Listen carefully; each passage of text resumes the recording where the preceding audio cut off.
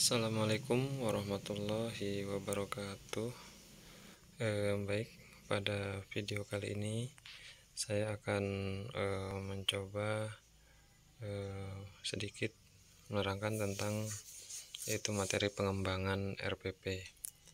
Jadi di dalamnya berikut penilaian, baik penilaian sikap, pengetahuan, keterampilan, juga ada kisi-kisi soal, pengayaan, dan remedial. Sebelum lanjut ke tahapan-tahapan atau contoh RPP, jadi perlu kita ketahui bahwasanya RPP itu adalah rencana kegiatan pembelajaran untuk satu pertemuan atau lebih, dikembangkan berdasarkan silabus. Jadi untuk mengarahkan kegiatan pembelajaran dan penilaian peserta didik dalam mencapai kompetensi dasar. Jadi RPP yang kita buat itu yang menjadi dasarnya adalah silabus, dan jangan lupa ini tujuannya untuk mengarahkan kegiatan pembelajaran dan penilaian siswa. Yang selanjutnya untuk prinsip-prinsip pengembangan RPP, yang pertama yaitu memperhatikan perbedaan individu peserta didik, mendorong partisipasi aktif peserta didik, mengembangkan budaya membaca dan menulis, memberikan umpan balik dan tindak lanjut, keterkaitan dan keterpaduan. Yang selanjutnya komponen-komponen RPP. Jadi di sini ada beberapa komponen dalam RPP, mulai dari identitas, kemudian alokasi waktu, KI, KD. Tentunya Bapak Ibu sudah tahu karena memang ini biasa kita buat untuk komponen-komponen dalam RPP yang selama ini kita buat. Namun berdasarkan surat edaran dari Menteri Pendidikan Kebudayaan Republik Indonesia nomor 14 tahun 2019, jadi komponen dalam RPP itu hanya ada 3 komponen. Yang pertama yaitu tujuan pembelajaran, kegiatan pembelajaran, dan asesmen atau penilaian pembelajaran. Komponen yang lain selain yang 3 ini itu sebagai pelengkap. Sebagai pelengkap dibuat dalam satu halaman. Jadi mulai komponen RPP berdasarkan surat edaran Mendikbud RI nomor 14 tahun 2019 itu ada 3, dari tujuan, kegiatan, dan penilaian. Ini untuk contoh RPP 1 lembar. Jadi sekali lagi yang menjadi komponen 3 komponen dalam RPP: tujuan, kegiatan, dan penilaian. Sementara yang lain seperti KD, indikator, materi, pendekatan, media itu sebagai komponen tambahan aja, komponen pendukung atau pelengkap. Ini untuk RPP yang 1 lembarnya. Kemudian kita ke lampirannya untuk penilaian, mulai dari penilaian sikap seperti ini. Saya ambilkan contoh. Jadi untuk penilaian sikap kita buatkan tabel perilaku yang diamati oleh kita, mulai dari percaya diri, disiplin, bekerja sama. Itu sikap yang kita nilai atau perilaku yang kita nilai. Jadi kita buatkan pernyataan.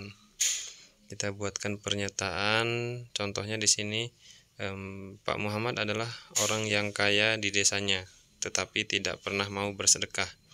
Nah, dengan pernyataan yang kita buat ini, nanti siswa diminta untuk menjawab setuju atau tidak setuju dengan pernyataan tersebut. Jadi dari jawaban siswa itu kita bisa ngambil nilai sesuai dengan lembar kerja yang dikasihkan ke siswa. Jadi ini lembar kerja dikasih ke siswa, pernyataannya sudah kita buat, nanti siswa yang menjawab setuju atau tidak setuju. Yang selanjutnya untuk penilaian diri, di sini sudah saya contohkan juga untuk penilaian diri. Nanti ini sebagai salah satu lembar kerja juga yang dikerjakan oleh siswa. Dan selanjutnya untuk penilaian pengetahuan. Untuk penilaian pengetahuan yang berbasis HOTS, ini yang pertama kita harus membuat kisi-kisi dulu, baik pilihan ganda maupun soal uraian. Jadi kita membuatkan kisi-kisi. Kemudian baru kita membuatkan soal seperti soal pilihan ganda atau uraian. Jadi soal yang kita buat itu di lembar soal itu berdasarkan kisi-kisi soal yang kita buat. Untuk penilaian keterampilan, silakan Bapak Ibu guru sendiri yang mungkin mempunyai ide lain untuk keterampilan disesuaikan dengan KD yang kita sampaikan kepada siswa. Namun dalam hal ini saya untuk KD 3.3 menerapkan ketentuan sedekah di pertemuan yang kali ini, penilaian keterampilan yang saya kasih kepada siswa yaitu meminta siswa menuliskan dalil tentang sedekah dengan tulisan kaligrafi.